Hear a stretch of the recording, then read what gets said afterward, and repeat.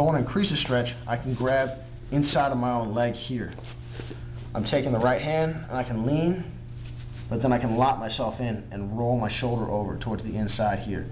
So rather than being here, it's not wrong at all, it's a good stretch, but to change the angle a little bit, I'm going to reach inside and roll it over. And what I'm doing here is I'm stretching along the lat, the shoulder blade area, and it's actually going to be working my back out in a direction that's going to be helping me out when my opponent's stacking me in odd spots. So again, we're here. I step my right leg over my left. Left arm comes across, open your back, turn to the side.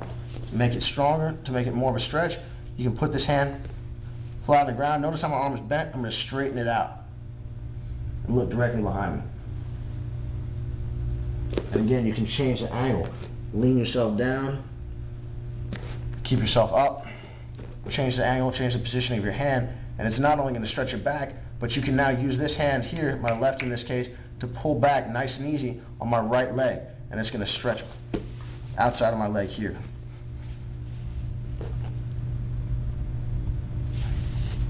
One more time. Cross. Change your angles. Outside. And now I'm going to lean back towards my right. If I'm looking to stretch my left, I'm leaning towards my right and I'm opening my hip in the other direction.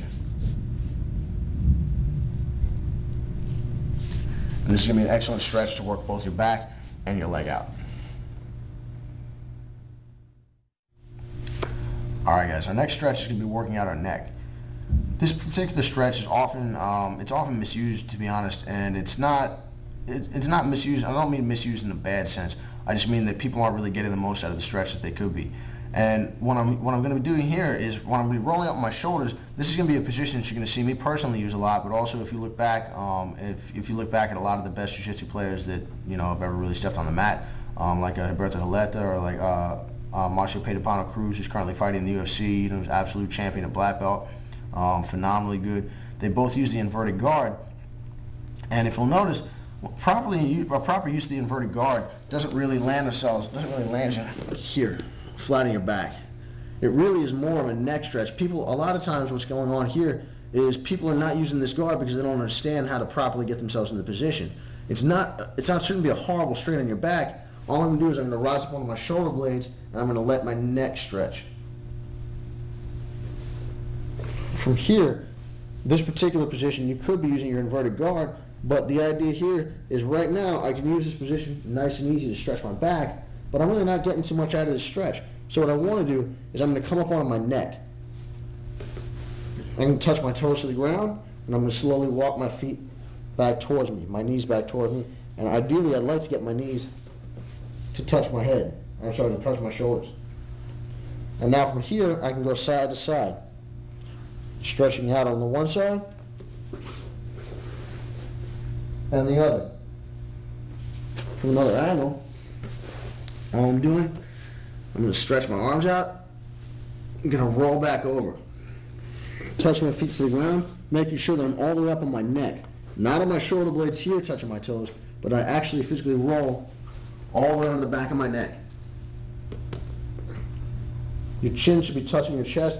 Be nice and easy with this, because in the beginning, you're not going to have, unless you're already pretty flexible, you might have a little bit of difficulty with this. Always go extremely, extremely easily.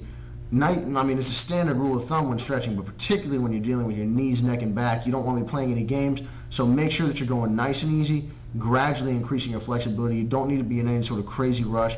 You'll be all right. So, one more time, we're here. I lean back, touch my toes to the mat. I can have my arms out, arms in. It doesn't really matter. My knees are going to touch the mat, and they're going to walk back towards my shoulders. So from here, with my knees touching my shoulders, I'm now going to go side. I can hold the stretch here to side. Both knees. On the other side. And now, if you would like to work this into sort of a routine, you can start walking out, sitting up, drag across, scoot out, ram me underneath, and work yourself directly into your stretch.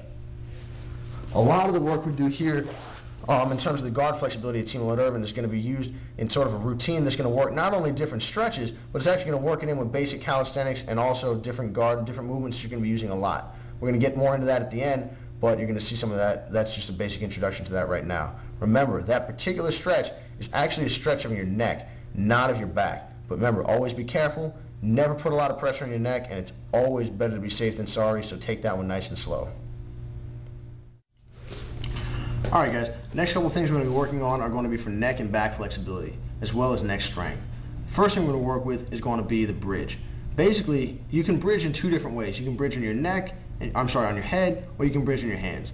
The hand version is going to be more for back flexibility. The head version will be more for neck strength and flexibility. You can bridge, when you're executing a bridge on your neck, a bridge on your head, you can either be facing forward or you can be upside down. And we'll work with both. We're here, all I'm going to be doing is starting on my hands and knees.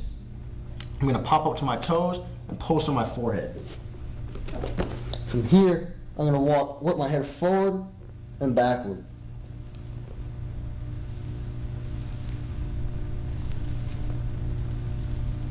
Going nice and easy. This is going to help your neck a lot. If you go to any good wrestling room in the country, you're going to see a lot of people working on these to warm up, and it's going to make you have a very, very strong neck to help you out. Another thing we're going to be able to do is I'm going to be able to do this to the back of my head. Over here. And I just work back and forth. And it's going to be increasing my neck flexibility as well as neck strength. Now, alternatively, we can be bridging onto our hands. And this is going to be arching my back in a direction that's typically not going to be very common in jiu-jitsu. However, it's definitely going to help you out flexibility-wise and be good for injury prevention. It's very, very common in gymnastics. So we're here. I'm now going to put my hands or my fists on the ground, and I'm going to bridge myself up. Nice and neat, holding the position. You can use your fists or your hands. The counterpart to this position will be the upward dog. All we're going to be doing here is I'm going to start on my knees, move to my stomach. Now here, put both my hands close to shoulder level, down by my chest. We're here, I'm going to pop up, come up, and bring my hips in, looking at the sky, stretching my spine inward.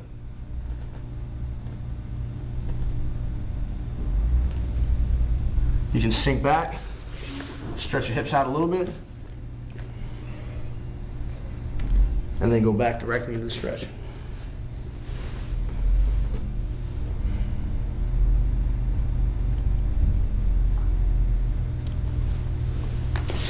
And that's going to be your basic bridges and your upward dog. All right, everybody. Our next couple stretches are going to be involved with being comfortable with having your opponent stack you up, crunch your knees up towards you, or push your legs beyond the normal range of motion. If you've ever been injured at all, like if you've played any other sports, football, basketball, baseball, and you've ever been injured, I can pretty much, I can be pretty sure, almost to a certainty, that the trainer that you went to, the physical therapist, probably had you doing this stretch at one point or another. So basically, all this one's going to do, this is going to be stretching out your thigh and really making it, and really increasing your flexibility. Provided you go nice and easy and do the stretch properly, it's going to be increasing your flexibility and really going to make it difficult for people to give you trouble in terms of stacking your legs behind your head. So for this, you can either have a partner, or alternatively, if you don't have a partner, you can just be grabbing it. You can use your own belt. Here, I'm going to take my belt, loop it around my foot, my right in this case. I'm going to keep my legs straight.